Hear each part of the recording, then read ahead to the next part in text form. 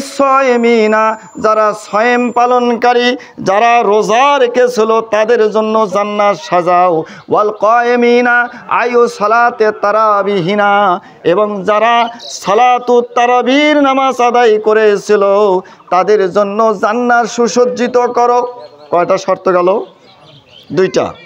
একটা হলো যারা রোজা রেখেছিলেন, এক।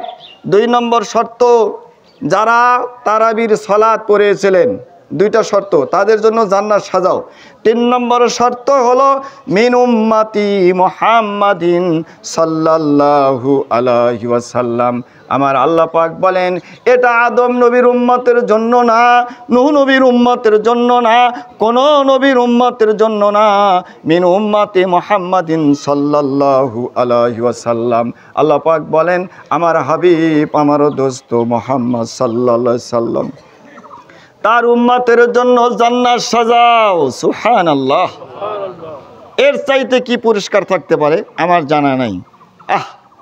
কোন নবীর জন্য, কোন নবীর উম্মতের জন্য জান্নাত সুসজ্জিত করা হবে না, একমাত্র আমাদের নবী মুহাম্মদ সাল্লাল্লাহু আলাইহি সাল্লামের উম্মতের উদ্দেশ্যে জান্নাতকে সুসজ্জিত করার জন্য আল্লাহ সুবহানাহু ওয়া তাআলা আদেশ ফরমায়েছেন। আল্লাহু আকবার, আল্লাহু আকবার, লা ইলাহা ইল্লাল্লাহু, আল্লাহু আকবার, আল্লাহু আকবার, ওয়ালিল্লাহিল হামদ, আল্লাহু আকবার কাবীরা, ওয়ালহামদুলিল্লাহি কাসীরা, ওয়া সুবহানাল্লাহি বুকরাতাও ওয়াসীলা। এটা রোজার প্রথম দিনের কথা। প্রথম দিন আল্লাহ পাক কি করে? ফার্স্ট রোজা জান্নাতকে সুসজ্জিত করার নির্দেশ দেন। দেখি এবার দ্বিতীয় রমজানে কি হয়। আল্লাহ সুবহানাহু ওয়া তাআলা এই হাদিসে কুদসির মধ্যে আরো বলতেছেন যে উম্মতে মুহাম্মাদির জন্য জান্নাত সাজাও প্রথম দিন। ওয়ালা তুগলিকুহা হাত্তা ইয়ানকাজা শাহরাহুম, ওয়ালা তুগলিকুহা, খবরদার কখনো বন্ধ করো না, বন্ধ করো না, হাত্তা ইয়ানকাজা শাহরাহুম, যতক্ষণ পর্যন্ত এই শাহর, এই মাস যতক্ষণ পর্যন্ত সমাপ্ত না হয় এতক্ষণ পর্যন্ত জান্নাতের দরজা বন্ধ করো না। সুবহানাল্লাহ, কত বড় কথা! আমাদের এই উম্মতের মর্যাদা কত! উম্মতে মুহাম্মাদির জন্য জান্নাতকে সুসজ্জিত করা হলো এক। 2 নম্বর হচ্ছে এর দরজা যেন পুরা মাস খোলা থাকে, ওপেন থাকে, কোনো অবস্থায় যেন বন্ধ না হয়। এটা প্রথম রোজা। ফাইজা কানা ইয়াউমুস সানি, অতঃপর যখন ইয়াউমুস সানি আসে, দ্বিতীয় দিন যখন আসে, আউহাল্লাহু, আল্লাহ পাক ঘোষণা করে দেয় ইলা মালিকে খাজানিন নার, জাহান্নামের যেই মালিক ফেরেশতা, সেই ফেরেশতার দিকে লক্ষ্য করে আল্লাহ পাক বলেন ইয়া মালিক, হে মালিক, এগলেক আবু আবুন নিরান, মালিক রে জাহান্নামের যত দরজা আছে সব দরজাগুলো এগলেক মানে বন্ধ করে দাও, সিলগালা করে দাও, খবরদার এই মাসে কোনো দরজা খুলবি না। এটা হচ্ছে দ্বিতীয় রোজার দিনের কথা। আল্লাহ সুবহানাহু ওয়া তাআলা আরো বলছেন কাদের জন্য দরজা বন্ধ? আনিস-সাইমিনা ওয়াল কায়েমিনা মিন উম্মতে মুহাম্মদ সাল্লাল্লাহু আলাইহি সাল্লাম। হে মালিক ফেরেশতা, আমার আখিরি নবী মুহাম্মদুর রাসূলুল্লাহ সাল্লাল্লাহু আলাইহি সাল্লামের যেই সমস্ত উম্মতেরা এই রোজার মাসে রোজা রেখেছিল, রাত্রিবেলায়, রাত্রির সময়ে কষ্ট করিয়া দাঁড়িয়ে দাঁড়িয়ে সালাতুত তারাবির সালাত আদায় করেছিল, তাদের সম্মানার্থে জাহান্নামের দরজাগুলি বন্ধ করে দাও। ওয়ালা তুফতা, কখনোই খুলবে না, হাত্তা ইয়ানকাজা শাহরাহুম, যতক্ষণ পর্যন্ত মাস শেষ না হয়ে যায় এতক্ষণ পর্যন্ত কোনো জাহান্নামের দরজা খুলতে পারবি না। এটা হচ্ছে দ্বিতীয় দিনের কথা।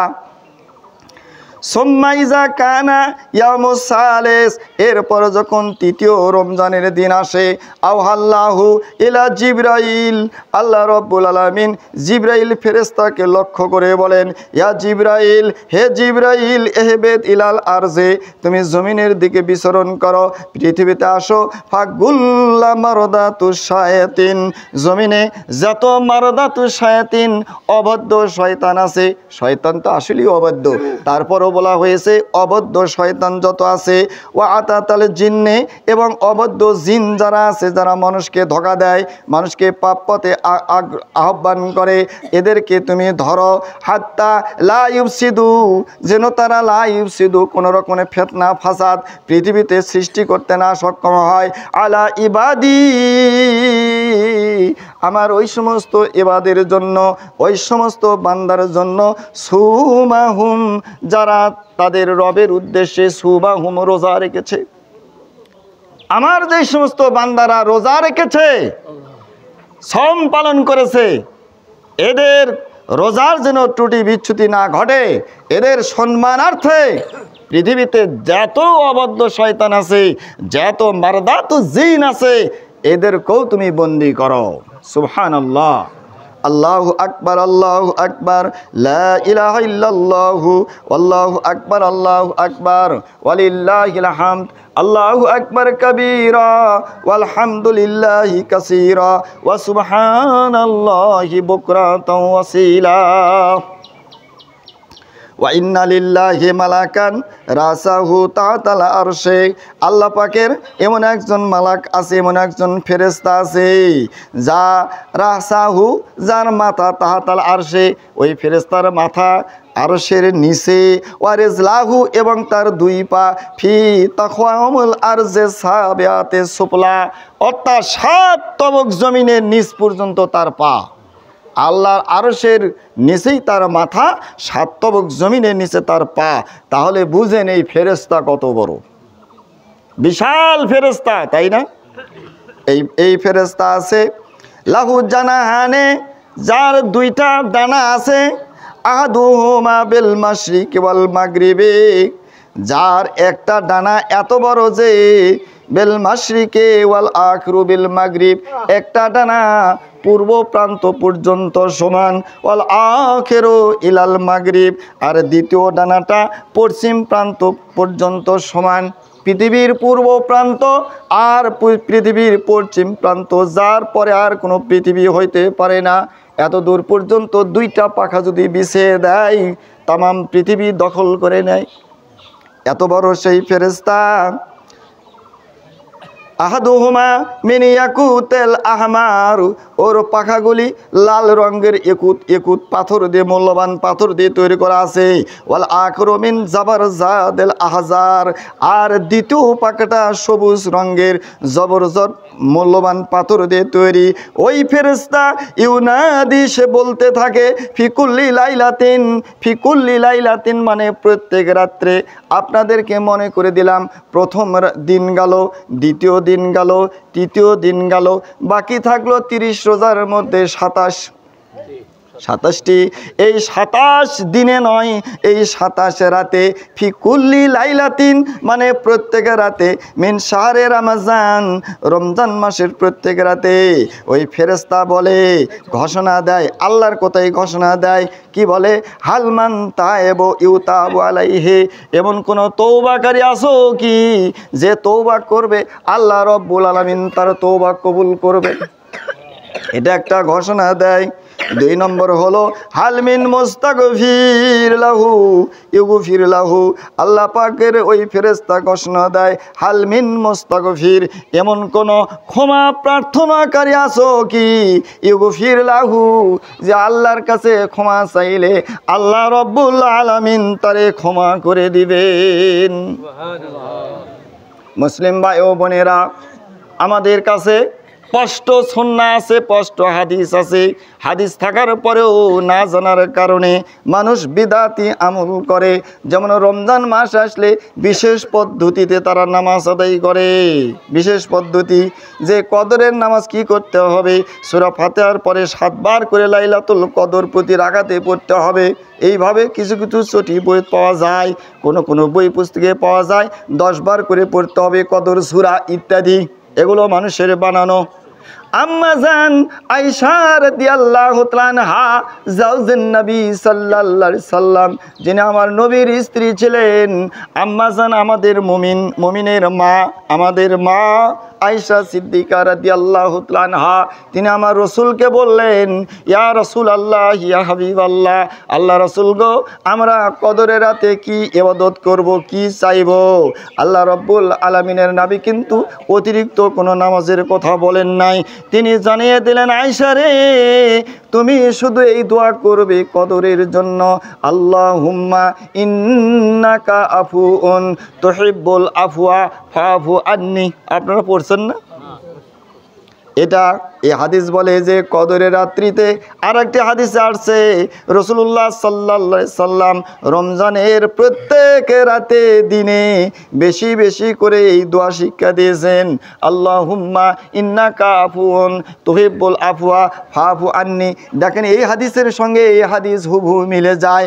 আল্লাহ নবী বললেন, ওই ফেরেশতা ঘোষণা করে, হালমিন তাইবেন, এমন কোনো তওবাকারী আসো, হালমিন ইস্তিগফারে, এমন কোনো ক্ষমা প্রার্থনা করে আসো যে আল্লাহর কাছে ক্ষমা চাইবে, ইয়াস্তাগফির লাহু, আল্লাহ পাক তারে ক্ষমা করে দিবেন। এই জন্য ক্ষমার দোয়া কি? আল্লাহুম্মা ইন্নাকা আফুন, হে আল্লাহ নিশ্চয়ই তুমি ক্ষমাকারী, তুহিব্বুল আফওয়া, যারা তোমার কাছে ক্ষমা চায় তাদেরকে তুমি ভালোবাসো, মহব্বত করো, ফাফু আন্নি, অতএব আমাকে তুমি ক্ষমা করো। সুন্দর দোয়া না? এই হাদিসের সাথে মিলছে। হাদিস বলছে যে ক্ষমা চাইবে আল্লাহ পাক তাকে ক্ষমা করে দেয়। আর ক্ষমা চাওয়ার দোয়া মাধ্যমটা হচ্ছে এই দোয়া, আল্লাহুম্মা ইন্নাকা আফুউন তুহিব্বুল আফওয়া ফাফু আন্নি। এটা কোন সময় পড়ে? পুরা রমজান, বিশেষ করে লাইলাতুল কদরের রাত্রিতে আরও বেশি বেশি করে পড়ার নির্দেশনা আছে। এবার কদরের রাত কবে হবে? মানুষের ধারণা 27 তারিখে কদরের রাত হয়। কাল্লা ওয়াল্লাহে, আল্লাহর কসম 27 তারিখ শুধু সবে কদর হইতে পারে না, লাইলাতুল কদর হতে পারে না। লাইলাতুল কদর তালাশ করার জন্য, তালাশ মানে খোঁজাখুঁজি করা, খোঁজাখুঁজি করার জন্য, খোঁজাখুঁজি কোন জিনিস করে? যেই জিনিসটা আপনার আয়ত্তে নাই, যেটা আপনার কন্ট্রোলে নাই, সেটাই তো খুঁজবেন, তাই না? খুঁজে পাইতেছেন না, তালাশ করতেছেন। আল্লাহ রাসূল সাল্লাল্লাহু আলাইহি সাল্লাম বলছেন যে রমজান মাসের শেষ দশকের বেজোর সংখ্যক রাত্রিতে তোমরা লাইলাতুল কদর তালাশ করো। ওয়া আসাহুল হাদিস, এটা হচ্ছে সবচাইতে সহি হাদিস, যার উপরে কোনো সহি নাই। তাহলে বেজোর সংখ্যক রাত হয় 21, 23, 25, 27 এবং 29। তাহলে পরিষ্কার, শুধু 27 নয়। কোনো বছর যদি 21 তারিখের, যদি এই বছরে যদি 21 তারিখে লাইলাতুল কদর যে থাকে, পরের বছরে 21 নাও হতে পারে, 23 হতে পারে, তারপরের বছর 21ও হতে পারে, 27ও হতে পারে, 29ও হতে পারে। এরকম বর্ণনা বহু হাদিসের কিতাবে এসেছে। সম্মানিত উপস্থিতি, লাইলাতুল কদর তালাশ করার জন্য ইতিকাফের ব্যবস্থা করা হয়। ইতিকাফের ব্যবস্থা করা হয়। যারা ইতিকাফ করবেন তাদের আগে আপনার শিক্ষা নিতে হবে, ট্রেনিং নিতে হবে। আপনি যদি চাষাবাদ করতে চান, হাল চাষ করতে চান, জীবনে চাকরি বাকরি করেছেন কিন্তু জমি চাষ কীভাবে করতে হয়, কোন সময় সার দিতে হয়, নিড়ানি দিতে হয় আপনি জানেন না, অবশ্যই আপনাকে প্রশিক্ষণ নিতে হবে না? যদি প্রশিক্ষণ না নেন, অন্যজনের কাছ থেকে শুনতে হবে, বাড়ি এখন জমিনে কি দেওয়া যায়, ওইটাও একটা প্রশিক্ষণ। জানেন না দেখি তো শিখতেছেন, জিজ্ঞাসা করছেন। তাহলে দুনিয়াবি সামান্য কাজের জন্য প্রশিক্ষণ ছাড়া মানুষ চলতে পারে না। আপনি লাইলাতুল কদর তালাশ করার জন্য মসজিদে রমজানের শেষ দশকের রাত্রিগুলিতে আপনি জাগতেছেন, আপনি যদি না জানেন লাইলাতুল কদরের সিফত কি, লক্ষণ কি, আপনি কি করে তালাশ করবেন? তালাশ করতে হলে ওই বিষয়ে আপনার জ্ঞান থাকতে হবে। এই জন্য ওগুলো শিখে নেবেন। আজকে সময় নাই, যার কারণে ওগুলো আমি বলতে পারবো না, তালাশ করতে হবে। মুসলিম ভাই ও বোনেরা, আর একটি কথা না বললেই নয়, এই লাইলাতুল কদরের ইবাদত কিন্তু হাজার হাজার মাসের চাইতে উত্তম। আল্লাহু আকবার, আল্লাহু আকবার, লা ইলাহা ইল্লাল্লাহু, আল্লাহু আকবার, আল্লাহু আকবার, ওয়ালিল্লাহিল হামদ, আল্লাহু আকবার কাবীরা, ওয়ালহামদুলিল্লাহি কাসীরা, ওয়া সুবহানাল্লাহি বুকরাতাও ওয়াসিলা। হাদিসটা শেষ করতে পারবো কিনা? এরপরে বলা হলো যে হালমিন সাহেবি হাজাতিন, এমন কোন হাজত পূরণকারী আছো কি না আল্লাহর কাছে তুমি চাবে, তোমার যা চাওয়া চাবে, এমন কেউ আছো কি না? ফাইসফাউলে হাজাতিহি, তোমার ওই হাজত পূরণ করা হবে, তোমার সুপারিশ গ্রহণ করা হবে। ইয়া তালিবেল খায়র আবশির, হে পুণ্য অন্বেষণকারীরা, হে নেক অর্জনকারীরা, অগ্রসর হও, অগ্রসর হও, এগিয়ে যাও, এগিয়ে যাও, এই কথা বলে। ওয়া তালেবে শাররে, হে পাপী লোকেরা, হে পাপ কাজের লোকেরা, আকসের আকসের, আর পাপ করো না, করো না, থেমে যাও, থেমে যাও। ওই ফেরেশতা বলে যারা নেকির কাজ করতেছে, কয় এগিয়ে যাও, এগিয়ে যাও। আর যারা বদ কাজ করে, রমজান মাসও খারাপ কাজ ছাড়ে না, এদেরকে বলে আকসের আকসের, থাম থাম থাম, আর করিস না, এই কথা বলতে থাকে। আলা, জেনে রাখো, ইন্না লিল্লাহি আজ্জা ওয়া জাল্লা ফি কুল্লি লাইলাতিন ইনদা সুহুরি ওয়াল ইফতারে সাবআতা আলাফিন উতিকু মিনান নার। জেনে রাখো, নিশ্চয়ই আল্লাহ রব্বুল আলামিন ফি কুল্লি লাইলাতিন, রমজানের প্রত্যেক রাত্রে, ইনদা সুহুরি ওয়াল ইফতারে, বিশেষ করে সেহরি খাওয়ার সময়ে এবং ইফতারের সময়ে, সাবআতা আলাফিন আতিকিম মিনান নার, ৭,০০০ করে কয়েদি জাহান্নাম থেকে মুক্ত করে দেন। কত? ৭,০০০। তাহলে সেহরির সময় ৭,০০০, ইফতারের সময়ে ৭,০০০, কত হলো? সেহরির সময় আপনারা গল্প করেন না, এটা আমরা জানি। সেহরি তো যে যার বাড়িতে খায়, গল্পের সুযোগ নাই, ঘুম নষ্ট হবে, কোনো রকমের উঠিয়া তাড়াতাড়ি খেয়ে আবার ঘুমিয়ে যায়।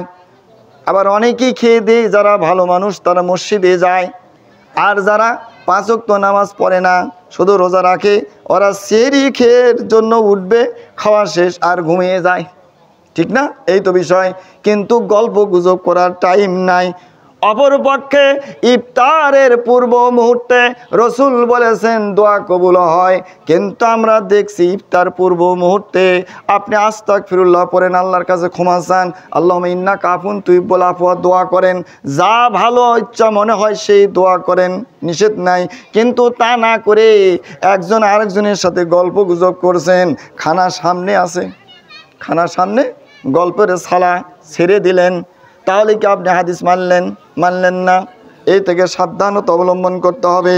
আল্লাহু আকবার, আল্লাহু আকবার, লা ইলাহা ইল্লাল্লাহ, আল্লাহু আকবার, আল্লাহু আকবার, ওয়ালিল্লাহিল হামদ, আল্লাহু আকবার কাবীরা ওয়ালহামদুলিল্লাহি কাসীরা ওয়া সুবহানাল্লাহি বুকরাতাও ওয়াসিলা।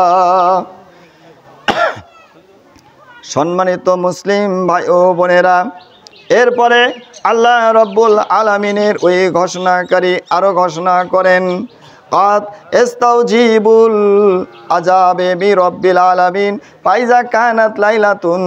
এরপর যখন লাইলাতুল কদরের রাত আসে, তাহলে 20 দিন চলে গেল, পরবর্তী 10 দিনের কথা কানে আসছে। লাইলাতুল কদরের সময় যখন ঘনিয়ে আসে, তখন হাবাতা জিব্রাইল ফি কাবকাবাতিম মিনাল মালাইকাতে, জিব্রাইল ফেরেশতা জমিনে নেমে আসে, লাহু জানাহানে, যার 2টা ডানা আছে, আখজারানে মঞ্জুমানে বিদ্দুররে ওয়াল ইয়াকুতে, ওই ডানাগুলি মুক্তা এবং ইয়াকুত পাথর দিয়ে তৈরি। লায়ুন শারু বিহা জিব্রাইল ফি কুল্লি সানাতিন ইল্লা লাইলাতিন ওয়াহিদাতিন, ওই ডানাগুলি, এই বিশেষ যে 2টি ডানা, এই 2টি ডানা রমজানের লাইলাতুল কদরে রাত সারা বছরে আর কোনো সময় বিছিয়ে দেয় না।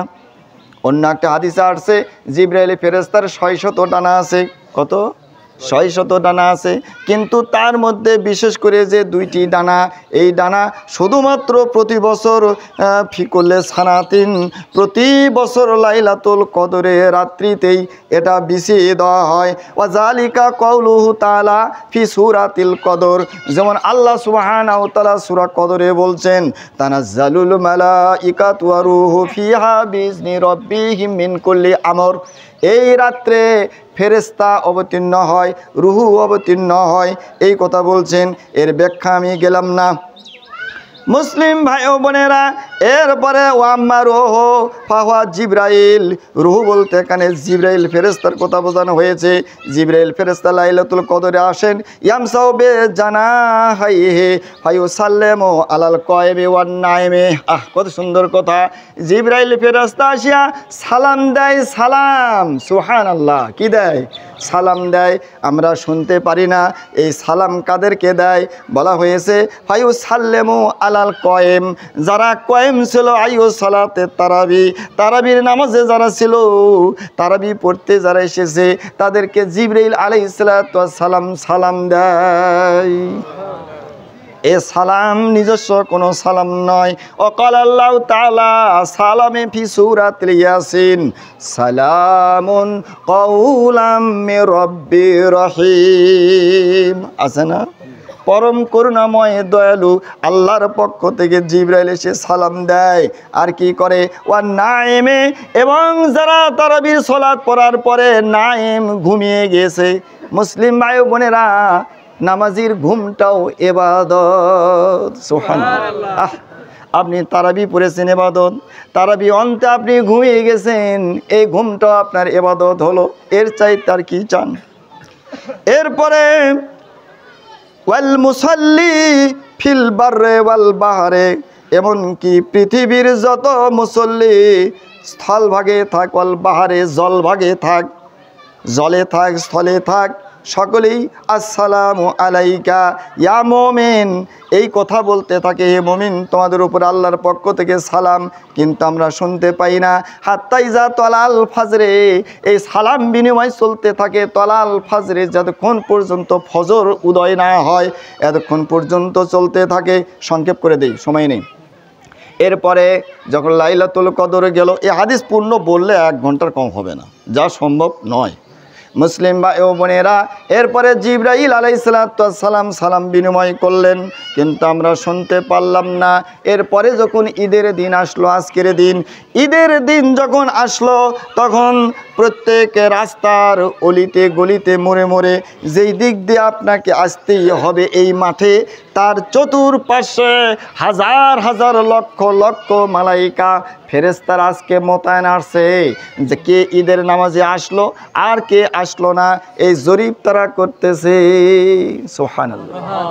যারা এই ঈদের মাঠে উপস্থিত হলেন, তাদের ক্ষেত্রে ফেরেশতারা আল্লাহ রব্বুল আলামিনের কাছে যখন ফিরে যাবেন, আমার আল্লাহ জিজ্ঞাসা করবেন, ফেরেশতারা কোথায় গিয়েছিলে? আল্লাহ কি জানেন না? জানেন। ফেরেশতারা বলবে যে অমুক জায়গায় গিয়েছিলাম, মাঠে নামাজ পড়তেছিল, সেই জায়গায় গিয়েছিলাম। আল্লাহ পাক তাদেরকে বলবেন সেখানকার অবস্থা কি? আল্লাহকে তারা বলবে, আয় আল্লাহ, তোমার এই বান্দা বান্দিরা রোজা রেখেছিল, তারাবির সালাতও পড়েছিল, আমি জানি। এরপরেও তারা ঈদের নামাজ আদায় করে তোমার রসুলের খুতবা পর্যন্ত শুনেছে। জিবরাইল এখন কি চাও? বলে তোমার এই বান্দাদেরকে তুমি ক্ষমা করবো কিনা? আল্লাহ রব্বুল আলামিন বলেন, ওয়াল্লাহি ইজ্জাতি ওয়াল জালালি, আমার ইজ্জতের কসম, আমার জালাল, আমার প্রতাপের কসম, যেই সমস্ত বান্দা বান্দিরা রোজা রেখেছিল, নামাজ আদায় করেছিল, আবার ঈদের মাঠে উপস্থিত হয়েছে, ও ফেরেশতারা তোমরা সাক্ষী থাকো, এই বান্দার জীবনের সমস্ত অপরাধ মাফ করে দিলাম। এই কথা বলতে থাকেন। এই হাদিসটা আখরাজাহু ইবনে শাহিন নামক কিতাব থেকে আনাস বিন মালিক থেকে হাদিসে কুরসি আল্লামা ইমাম নবী রাহমাহুল্লাহ লেখা 139 পৃষ্ঠা থেকে আলোচনা করেছি। এরপরে দ্বিতীয় অংশ হলো আল্লাহ রাসূল সাল্লাল্লাহু আলাইহি সাল্লাম বলেছেন, ফারাজা সাদাকাতুল ফিতরে সাআমিন তামিরিন আও সাআমিন শাইরিন আল আবদি ওয়াল হুররে ওয়াজ যাকারি ওয়াল উনসা ওয়াস সাগিরি ওয়াল কাবীর মিনাল মুসলিমিন। এই হাদিস থেকে বোঝা যায় আল্লাহ রাসূল সাল্লাল্লাহু আলাইহি সাল্লাম ফিতরা দোয়াকে ফরজ করেছেন। ফিতরা দোয়া ফরজ করেছেন। এখানে ফরজ অর্থ আবশ্যিক অর্থে আসবে, কারণ ফরজ তো হয় আল্লাহর পক্ষ থেকে, আর রসুল যখন ফরজ ব্যবহার করবেন শব্দ, তখন অর্থ হবে আবশ্যিক, দিতেই হবে। যা ওয়াজিবের পর্যায়। মুসলিম ভাই বোনেরা, এই সাদাকাতুল ফিতরা দিতে হবে 1 সা করে। তামিন তামারিন, খেজির হলেও 1 সা দিতে হবে, জব হলেও 1 সা দিতে হবে, কিশমিশ হলেও 1 সা দিতে হবে, চাল হলেও 1 সা দিতে হবে। আপনি যেই খাবার খান, যেই খাবার সারা বছর খান, যে দেশের যে খাবার, ওটা 1 সা করে দিতে হবে। কয় সা? 1 সা। 1 সা কি? 1 সা হলো, হাদিসে মতভেদ আছে, কোনো সা 3.5 সের, কোনো সা 3 সের, কোনোটা 2.5 সের, কোনোটা 2 সের। সহজে বুঝে দেই, খাদি দেখছেন না আপনারা? খাদির মধ্যে কম বাড়া আছে না? সব খাদি কি এক? এই বিষয়টা হলো এই। তবে মূল কথা হচ্ছে যে সা দিতে হবে। এখন আমরা কি পরিমাণ দেব? এখন আমাদের মানহাজে আসি। আমরা আহলে হাদিসের শায়েখ ছিলেন আল্লামা আব্দুল্লাহ আল কাফি আল কুরাইশি রাহিমাহুল্লাহ। উনি বলছেন 1947 সালে আমি যখন হজ করতে যাই, তখন মদিনার থেকে একটা সা কিনি। সেই সা কিনে আমি আমার দেশে আসি এবং উৎকৃষ্ট চাউল দিয়ে সেটা ভর্তি করি। তখন কেজির মাপ ছিল না, তো উনি বলছেন আমি মেপে দেখলাম 2 সের 1100 টাকার কিছু বেশি। 2 সের 1100 টাকার কিছু বেশি, যা আমাদের মানহাজের শায়েখরা তারা বলছেন যে 2 সের 1100 টাকার কিছু বেশি, মানে 2.5 কিলো বা 2.5 কেজি। এই 2.5 কেজি দিতে হবে মাথা পিছু। সম্মানিত উপস্থিতি, এখানে টাকার কোনো প্রশ্ন নাই। আমরা ভুলের মধ্যে আছি। আমরা ইসলামকে আমাদের সুবিধার্থে ব্যবহার করতেছি, যে আমার মনোমতো হলো সেটা মানি, যেটা আমার মনোমতো না বাদ, ওটা আমি মানি না। এইভাবে আমরা চলছি, কিন্তু শরীয়ত কিন্তু তা বলে না। ইসলাম মুমিনদের বৈশিষ্ট্য হওয়া উচিত সামিনা ও আতানা। আমরা শুনবো মানব, শুনবো মানব, সেটা আমাদের বিরুদ্ধে যাক, সঠিক যেটা সেটাই মানতে হবে। সাহাবায়ে কেরামের সময় টাকা ছিল, দিরহাম ছিল, মুদ্রা ছিল, সংক্ষেপে বলছি, কিন্তু উনি টাকা দিয়ে দিরহাম দিয়ে ফিতরা আদায় করেন নাই, সা দিয়ে ফিতরা আদায় করেছেন। এ হাদিস থেকে প্রতীয়মান হয় যে ফোকায়ে কেরাম যারা ফেকাবিদ, ইমাম আবু হানিফা রাহিমাহুল্লাহ টাকা দিয়ে ফিতরা দেওয়াকে বৈধ বলেছেন এবং খাদ্য জাতীয় দ্রব্য দিয়ে ফিতরা দেওয়াকে তিনি উত্তম বলেছেন। উত্তম একটা জিনিস, বৈধ একটা জিনিস। বৈধ মানে চলে। তা আবু হানিফার মাসআলা হলো যে খাদ্য দিয়ে যদি ফিতরা দেয় এটা সুন্নাহ, মানে সুন্নত হবে, আদায় হবে। আর যদি কেউ টাকা দিয়ে ফিতরা দেয় এটা চলে, বৈধ, চলে। তাহলে উনিও কিন্তু জোরালো বলেন নাই। পক্ষান্তরে ইমাম শাফি, মালিক, আহমদ বিন হাম্বল, সুফিয়ান সাউরি, এই প্রমুখ বিদ্বানগণ, এই সমস্ত ইমামগণ তারা বলছেন যে না, রসুলের যুগে যেহেতু টাকা দিয়ে এই জাতীয় দ্রব্য দিয়ে ফিতরা দেয় নাই, সার কথা আসছে যেটা খাদি জাতীয় জিনিস দিয়ে মাপা হয়, অতএব সা দিয়েই দিতে হবে। এটা দয় সুন্নাহ। মুসলিম ভাই ও বোনেরা, এই বইটার ভিতরে বিস্তারিত লেখা আছে। এই বইটার ভিতরে আমি বিস্তারিত লিখেছি, ছাপাইলে আপনাদেরকে দেওয়া হবে ইনশাআল্লাহ। আপনারা বেশি বেশি বই কিনবেন, কারণ আমার বক্তব্য শুনে কয়টা মুখস্থ করবেন সম্ভব না। বই কিনলে আপনারা অনেক কিছু জানতে পারবেন, যেমন জাকাতুল ফিতর, সাদাকাতুল ফিতরের পার্থক্য, ফিতরা কার উপরে দিতে হয়, ফিতরা নিসাব কত, কী কী দিয়ে ফিতরা আদায় করা যায়, খাদ্যদ্রব্য দিয়ে ফিতরা আদায় করব কি, ফিতরা বিষয়ে ইমামদের মতামত, ফিতরা তার উদ্দেশ্যই বা কী, ফিতরা কে আদায় করবে, কিভাবে আদায় করবে, স্ত্রীর ফিতরা কে দিবে, ফিতরা আদায়ের সময়, সাদাকাতুল ফিতরা বন্টন, মারফত তরিকতের ফিতরা, সাদাকাতুল ফিতরা না দেওয়ার শাস্তি, সাদাকাতুল ফিতরা দেওয়ার উপকার, ভালো ভালো জিনিস নিয়ে আসছে এই বইতে। সংক্ষেপে আমি কয়েকটি কথা বলি। জাকাতুল ফিতর বা সাদাকাতুল ফিতর আল্লাহ রাসূল সাল্লাল্লাহু আলাইহি সাল্লামের যুগে সাহাবায়ে কেরাম স্বয়ং আদায় করেছেন, আদায় করেছেন, তাহলে আদায়কারী আছে। এছাড়া সূরা তওবার 60 নম্বর আয়াতে বলা হয়েছে ওয়াল আমিলিনা আলাইহা, আদায়কারী। তা আদায়কারী মানে কি? একা একা ফিতরা দিছে?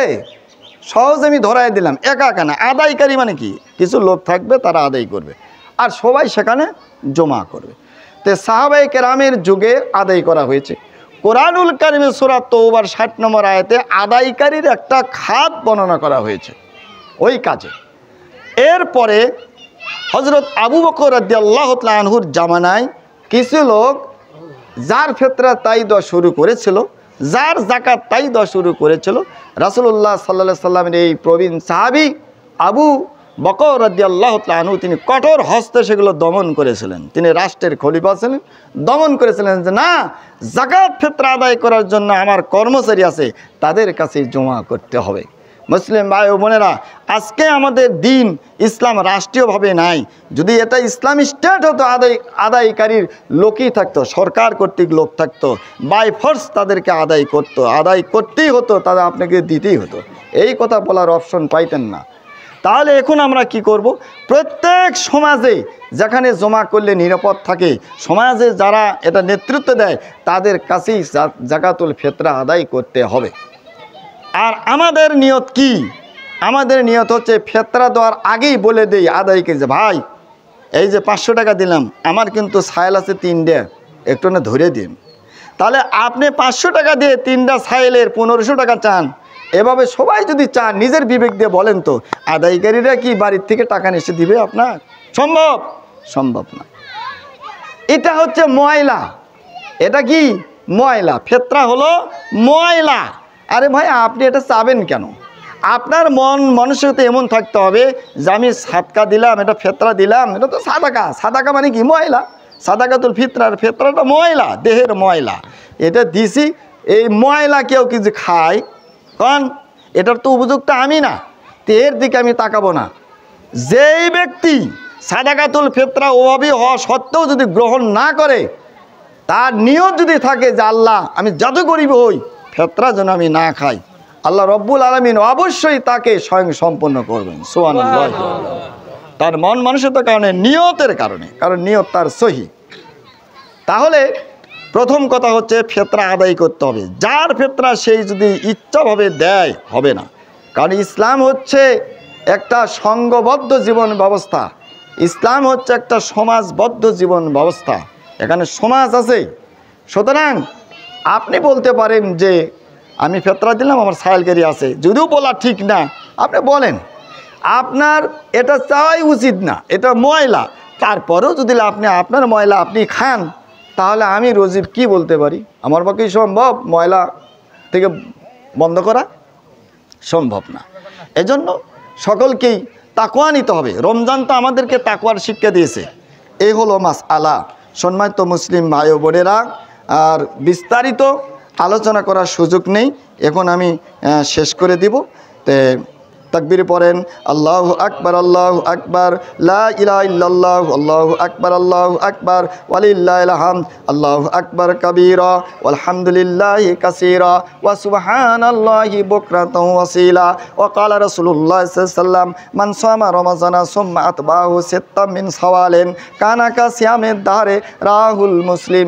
ইমাম মুসলিম রাহিমাহুল্লাহ তার হাদিসে মুসলিমের 369 নম্বর পৃষ্ঠায় সহিহ সনদে অরিজিনাল কিতাবে লিখেছেন যে আল্লাহ রাসূল সাল্লাল্লাহু আলাইহি ওয়াসাল্লাম বলেছেন, যেই ব্যক্তি রমজানে রোজা রাখলো, সুম্মা আতবাহু, অতঃপর তাহার অনুসরণে, সিত্তাম মিন শাওয়ালিন, শাওয়াল মাসের 6টা রোজা রাখলো, কানা কা সিয়ামিদ দাহরে, সে যেন 1 যুগ রোজা রাখলো। সুবহানাল্লাহ, কত বড় কথা! এটা কাদের জন্য? যারা রমজানের রোজা রেখেছিলেন তাদের। তবে এখানে আমি একটা জিনিস সম্পর্ক করতে চাই, সেটা হচ্ছে নোট দিতে চাই, যেই সমস্ত মা বোনেরা মাসিক ঋতুগ্রস্ত হওয়ার কারণে রোজা রাখতে পারেন নাই, ওই কয়েকদিনের রোজা কাজা হয়েছে, তাদের জন্য মাসআলা হলো, আগে রমজানের ফরজ রোজা যে কয়টা কাজা হয়েছে ওই কয়েকটা আদায় করতে হবে। এরপরে সময় থাকলে আপনি এই 6টা রোজা করবেন, নচেত ফরজ